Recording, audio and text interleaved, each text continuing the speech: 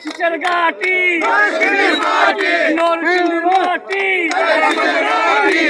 জিয়ার ঘাটি শিশের ঘাটি তারেক রহমানের স্বাগত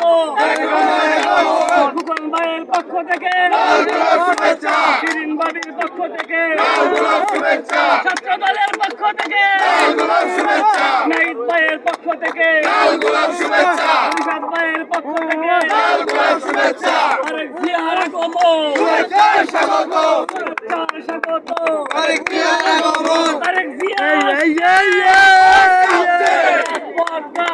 তারেক জিয়া আসছে পক্ষ থেকে লাল গোলাপ শুভেচ্ছা তারেক জিয়ার আগমন শিশের আগমন